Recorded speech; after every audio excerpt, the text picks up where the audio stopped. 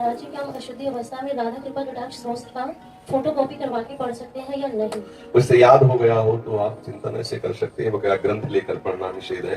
तो 3 दिन पवित्र दशा में भगवत चिंतन कर सकती है, जो पाठ याद है उसको सुमिरन कर सकती है। माला लेना, ठाकुर सेवा करना, रसोई बनाना, ग्रंथ पढ़ना, ये गृहस्थ धर्म में जो माता बहनें 3 दिन पवित्र रहती हैं नहीं करना चाहिए। ऐसी शास्त्र मर्यादा है। फिर जैसा ठाकुर जी प्रेरित करें, शास्त्र मर्यादा है, ऐसा नहीं करना चाहिए।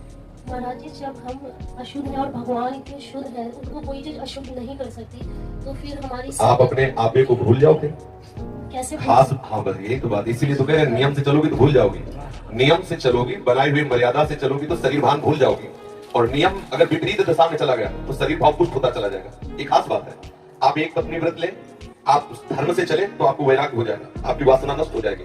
दवा अगर नियम से खाओगे ना रोग नष्ट हो जाएगा। और आप व्यभिचार करें, चाहे जितना करते चले जाए, आपकी वासना बढ़ती चली जाएगी, आपकी गंदगी बढ़ती चली जाएगी। ये नियम है वही चेष्टा। लेकिन एक पत्नी व्रत ले, धर्म पूर्वक चले तो आपको वैराग्य हो जाएगा। कितने ऐसे गृहस्थ हैं जो वैरागी हैं, पति पत्नी दोनों घर में रहते हुए भी ब्रह्मचर्य हैं। और कितने ऐसे कि देखो बोले कितने साल, बोले 90 साल के, तो बोले क्या पूरा जीवन हो गया, खाक बटोरते हैं काम, वही के वही खड़े। सब सुलझने की बात है। तो इसलिए हम पहले शास्त्र आज्ञा पालन करें। तो परम पवित्र प्रभु हैं और हम उनके परम पवित्र अंश हैं, ये बात समझ में आ जाएगी। और जो शरीर अपवित्र है उससे हमारा राग खत्म हो जाएगा। अभी शरीर अपवित्र है, शरीर अपवित्र है तो हमारा भाव भी अपवित्र है, क्योंकि हम शरीर से युक्त हैं।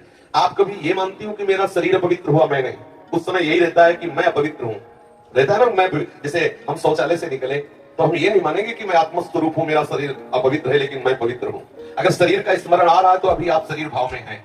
और जिन महापुरुषों को छूट गए पड़े रहते हैं अवधूत स्थिति में, भगवान उनके साथ खेलते रहते हैं। उस स्थिति तक पहुंचने के लिए हमें तर्क छोड़कर शास्त्र आज्ञा पालन करना पड़ेगा। शास्त्र की कृपा से, गुरु आज्ञा की कृपा से वो स्थिति आ जाती है। जब शरीर भाव से ऊपर उठ गए फिर क्या, फिर तो कोई परेशानी नहीं। चाहे लघु शंका की पड़े, चाहे शौच की पड़े हो, शरीर अपवित्र है लेकिन वो परम पवित्र प्रभु में रमण कर रहा है। अभी हमारी दशा ऐसी नहीं है। हमारा शरीर हमें मैं करके दिखाई दे रहा है, नहीं दिखाई दे रहा। शरीर की भूख मेरी भूख, शरीर की मांग मेरी मांग, शरीर का कष्ट मेरा कष्ट आ रहा है ना। बस इस राग से छूटने के लिए शरीर को सिद्धांत में बांध दो। तस्मात् शास्त्र प्रमाणम दे, कार्यों क्या करना है क्या नहीं करना, इस शास्त्र के अनुसार चलो तो शरीर का राग खत्म हो जाएगा। इसका परिणाम होगा शरीर से राग खत्म हो जाएगा। आप पवित्र रहिए तो आपको शरीर से वैराग्य हो जाएगा। ये खास बात है। शास्त्र की आज्ञा पालन कीजिए तो आपको शरीर संसार से वैराग्य हो जाएगा। और शास्त्र के विरुद्ध चलिए तो आप रागी हो जाएंगे, आप आसक्त हो जाएंगे, ये आपको दंड होगा। शरीर संसार की आसक्ति वही तो आपको जलाती, वही तो आपको जन्म मृत्यु के चक्र में फंसाती है। समझ गए बच्चा?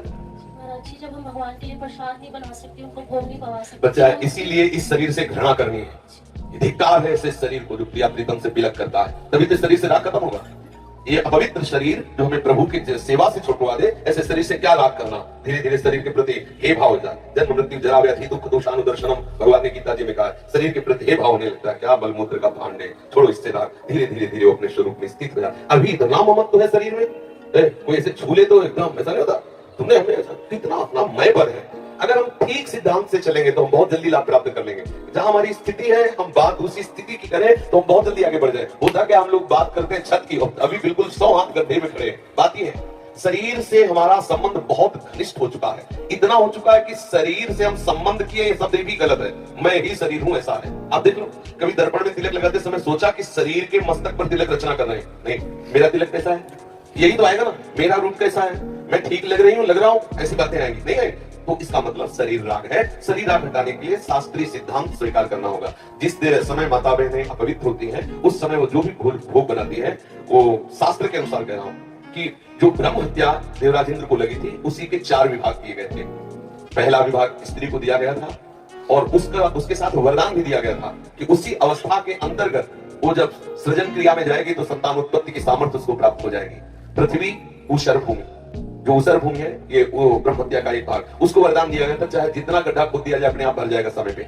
वृक्ष की गोंद जो निकलती है वो ब्रह्म हत्या, और उसको वरदान दिया काटने पर भी पुनः हरे भरे हो जाओगे, मतलब समय आने पर आप वृक्ष रूप धारण करो। और जल में ठेन बुदबुदा काई, ये ब्रह्म हत्या के 4 भाग्य। और जल को आशीर्वाद दिया गया कि कभी भी कहीं भी पवित्रता होगी तो आप उसमें सम्मिलित होगे। जल छिड़को, आचमन करो, जल के द्वारा पवित्रता। ऐसा 4 वरदान भी उनको अलग अलग दिए गए और उनके लिए विधान भी किया गया है। देवराज इंद्र को जब ब्रह्म हत्या लगी थी तो शास्त्र में मर्यादा चली आ रही है। अगर इसका हम पालन करेंगे तो शरीर से वैराग्य हो जाए। जैसे अब जो बच्चे वैराग्य ले लिए हैं, भले वो स्त्री शरीर में है और उनके लिए नियम खत्म हो गया कि वो 3 दिन अपवित्र रहेंगे तो छुएंगे नहीं, क्योंकि अब खत्म संसार के भोग राग, संसार का क्रम खत्म। अब वो वैरागी, अब वो आठों पैर प्रभु की सेवा में लगेंगे। पर अपने गृहस्थ धर्म से है, शरीर सुख की कामना से है, शरीर का हम प्रयोग कर रहे हैं अपने इंद्रिय सुख के लिए, तो आप पवित्रता धारण करो, जिससे तुम्हारा ये राग नष्ट हो जाएगा। समझ रहे हैं? हम बता देते हैं, गृहस्थों को भी कह देते हैं कि आप मंत्र चिंतन भी कर सकते हैं, माला से नहीं, मंत्र चिंतन भी कर सकते हैं। स्नान किया, मंत्र चिंतन कर रहे हैं, भाई अंदर हमारे जो चिंतन हो रहा, शरीर ही तो पवित्र है, बाहरी चेष्टा नहीं करेंगे। हम मानसिक ठाकुर सेवा भी कर सकते हैं, मानसिक पाठ भी कर सकते हैं। हमें चतुरासी याद है तो हम ग्रंथ नहीं छुएंगे, ऐसे पदगान करेंगे, नाम कीर्तन करेंगे, ये सब हो सकता है। लेकिन प्रकट में जो शरीर द्वारा चेष्टा होनी है, तो फिर उस समय 3 दिनों तक ऐसा शास्त्रीय महापुरुषों का और संतों का आदेश है, तो हमें वैसा पालन करना चाहिए।